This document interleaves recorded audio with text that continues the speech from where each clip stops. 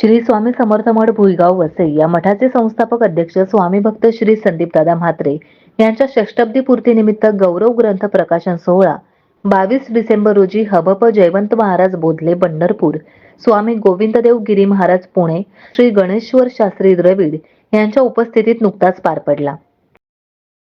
समर्थ योगी हा गौरव ग्रंथ आज समितीतर्फे आणि सेवा परिवारातर्फे प्रकाशित करण्यात येतो. श्री स्वामी समर्थ मठ भुईगाव वसई या मठाचे संस्थापक अध्यक्ष स्वामी भक्त श्री संदीपदादा म्हात्रे यांच्या षष्टब्दी पूर्तीसाठी श्री गणेश्वर शास्त्री द्रविड यांनीही आपले मनोगत व्यक्त केले आणि संदीपदादा म्हात्रे यांना शुभेच्छा दिल्या. मंचस्थ सर्व आदरणीय मंडळी आणि सर्व कार्यकर्ते आणि सर्व श्रोतृवृंद, भगवंताच्या कृपेने संदीप भाऊंचं षष्टब्दी पूर्ती महोत्सव चाललाय. आम्ही ते गोविंददेव गिरी यांनी भगवंताच्या भक्तीवर जोर दिला, तोच सिद्धांत आपल्याकडे आहे. कारण या कलियुगात भगवंताच्या भक्तीशिवाय कोणतेही साधन सफल होत नाही. आपल्याला समाजसेवा सुद्धा करायची असेल तर त्यात भगवत भक्ती असेल तर अडथळे दूर होणं. सामर्थ्य आहे चळवळीचे, जो करील तयाचे, परंतु तेथे पाहिजे भगवंताचे अधिष्ठान. हे समर्थ रामदासांनी सांगितलं आहे. प्रयत्न केला पाहिजे, प्रयत्नाची सफलता भगवंताचं अधिष्ठान असेल तर. म्हणून येथे संदीप भाऊंनी श्री स्वामी समर्थ यांच्या मंदिराचं हे स्थापना पुनरुद्धार सगळं करून एक मोठं कार्य केलंय. आपण देवासमोर रोज उपस्थित होतो नियमित, याचं खूप महत्त्व आहे. हरिपाठामध्ये ज्ञानेश्वर महाराजांनी ते सांगितलंय. एक क्षण जरी भगवंताच्या दारी उपस्थित राहिला चारी मुक्ती त्यांना साधन मिळते. तर भगवत भक्तीला मुख्यता देऊन काय कर्तव्य आहे तिकडे लक्ष दिलं पाहिजे.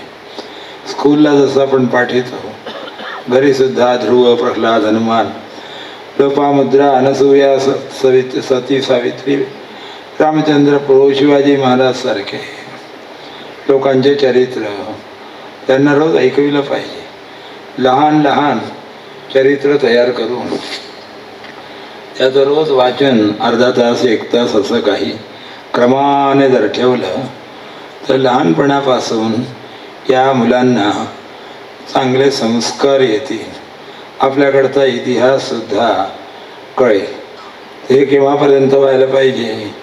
24 वर्षापर्यंत.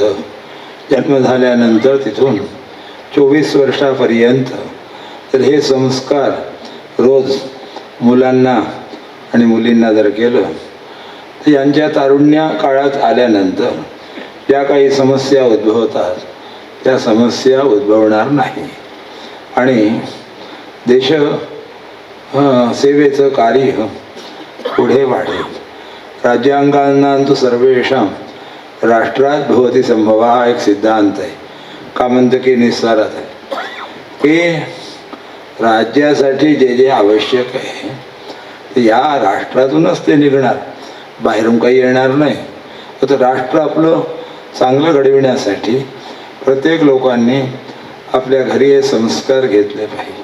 सर्व समाजाला सुसंघटित ठेवण्यासाठी आपल्यामध्ये चांगले गुण यायला पाहिजेत, दोष दूर व्हायला पाहिजे. इकडे लक्ष दिलं. श्रीमद भागवतात गोपाळकृष्णाने एक उपदेश केला आहे. एतावत् जन्म साफल्यम देहिनामिह देहिषु प्राणैरर्थैर्धिया वाचा श्रेय एवाचरेत सदा. लोकांच्या जन्माची सार्थकता कशात आहे? तर आपल्या सामर्थ्यानुसार, आर्थिक सामर्थ्यानुसार, बौद्धिक सामर्थ्यानुसार आणि वाणीच्या सामर्थ्यानुसार सर्वांचं कल्याणच करायचं. हे व्रत संत महात्म्यांनी घेतलंय. त्यांना कोणी छळतं त्याचंही भलं हो हेच ते देवाजवळ प्रार्थना करतात. हेच हिंदू धर्माची विशेषता आहे. क्षत्रियांना जो धर्म विशेष रूपात पालनीय सांगितलं तो त्यांनी पाळला पाहिजे. आणि हे आपल्याला रामचंद्र प्रभूंच्या चरित्रातून, शिवाजी महाराजांच्या चरित्रातून दिसतं. म्हणून देशाला टिकवून ठेवायचं असेल तर ब्राह्मण समाजाची सुस्थिती, क्षत्रिय समाजाची सुस्थिती, वैश्य समाजाची सुस्थिती, शूद्र समाजाची सुस्थिती, स्त्री वर्गाची सुस्थिती, सेवक वर्गाची सुस्थिती आणि पशुसमृद्धी व्हायला पाहिजे. त्यासाठी आपल्या शास्त्रात जे जे उपाय सांगितले आहेत त्यांना जनतेसमोर आणून त्यात सर्वांना प्रेरित केलं पाहिजे. आणि हे कार्य ज्याला करावं लागतं त्याला स्वार्थ त्यागावं लागतो. स्वार्थापोटी जर काही काम केलं त्याच्या काही सफलता मिळत नाही.